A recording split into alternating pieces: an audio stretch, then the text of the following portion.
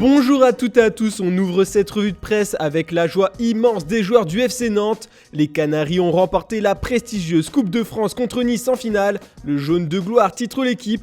C'est la 4e de l'histoire du club, le premier trophée depuis 21 ans. Ils l'ont fait, s'exclame le quotidien régional Presse Océan sur sa première page. Au terme d'une finale assez équilibrée, c'est un pénalty de Ludovic Blas à la 47e minute qui a fait basculer la rencontre. Score final 1-0. Les joueurs de Christophe Galtier ont de quoi avoir des regrets éternels, comme l'écrit le journal Nice Matin en mettant en avant les Aiglons abattus. A noter qu'avec ce succès, l'équipe d'Antoine Comboiré disputera la phase de poule de l'Europa League la saison prochaine. De quoi donner encore un peu plus le sourire aux fans du club. Et plus tôt dans la soirée, ce sont les jeunes de l'Olympique Lyonnais qui ont remporté la Gambardella. Ils ont battu les Canets au tir au but. On retourne sur les bancs de Ligue 1. Grâce à Kevin Gamero, les Strasbourgeois ont obtenu 3 points importants sur la pelouse de Brest ce samedi, et ce sur la plus petite des marges 1-0. Le Racing intègre provisoirement le top 5 et se relance dans la course aux places européennes. Le droit de rêver titre les dernières nouvelles d'Alsace. Ce qui est sûr, c'est que Strasbourgeois et Brestois joueront l'année prochaine contre Toulouse. Quelques jours après avoir validé son ticket pour la Ligue 1, le TFC est officiellement sacré champion de France de Ligue 2 grâce à sa victoire 2-1 face au Nîmes Olympique. En tout cas, en Ligue 1, un homme continue de marquer l'histoire du championnat malgré son âge, Kylian Mbappé.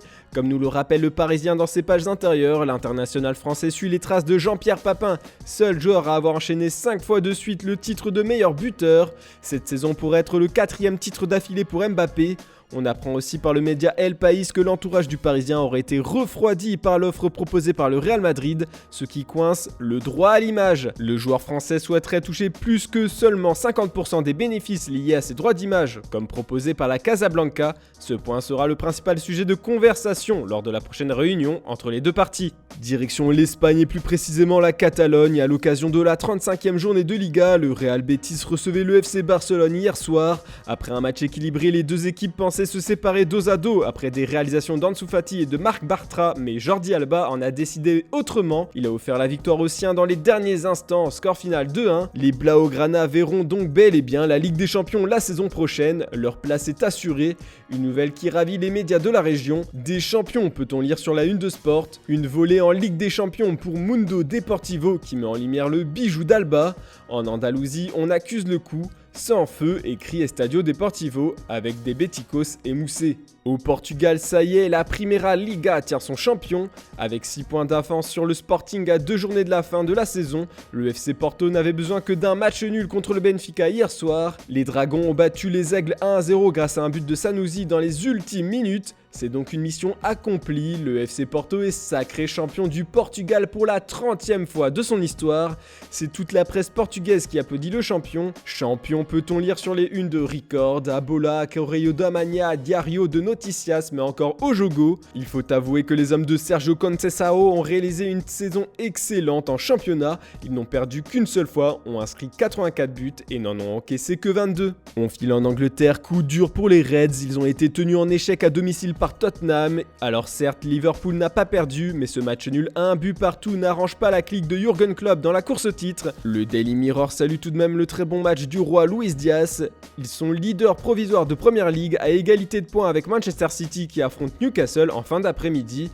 Avantage City, titre le Daily Telegraph. Si du côté de Liverpool on a des inquiétudes pour la fin de saison, à Manchester United on a complètement baissé les bras. Sévèrement battu par Brighton ce samedi 4-0, Manchester United ne jouera pas la Ligue des Champions la saison prochaine, c'est acté. Cette énième désillusion, c'est la goutte d'eau qui fait déborder le vase pour Ralf Rangnick. Le coach intérimaire a eu des mots très forts après la défaite. À certains moments aujourd'hui, on avait l'impression qu'on était en vacances, a-t-il déclaré. Ralf Rangnick a aussi tenu à s'excuser auprès des supporters qui ont fait le déplacement pour cette terrible performance. Bruno Fernandes est du même avis que son coach. Le Portugais a admis qu'ils ne sont pas dignes de porter le maillot d'United. Ces catastrophes sur catastrophes découragent Cristiano Ronaldo. Le quintuple ballon d'or a discuté de son avenir avec Sir Alex Ferguson lors d'une série de réunions privées.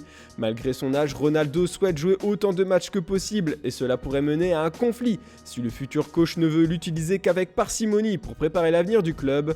Le futur de Ronaldo est donc dans les mains d'Erik ten Hag. Enfin, le nouveau propriétaire de Chelsea fait la une des tabloïds du pays. Comme expliqué dans la revue de presse d'hier, un consortium mené par l'américain Todd Boehly a signé un accord pour le rachat du club londonien contre 4,68 milliards d'euros. La vente devrait être finalisée fin mai sous réserve du feu vert du gouvernement britannique. L'homme d'affaires était présent dans les travées de Stamford Bridge hier pour voir Chelsea se faire accrocher par les Wolves de 2. C'est la naissance d'un nouvel empire, annonce le Daily Express. Boehly veut rencontrer en priorité Thomas Tuchel pour préparer le futur du club.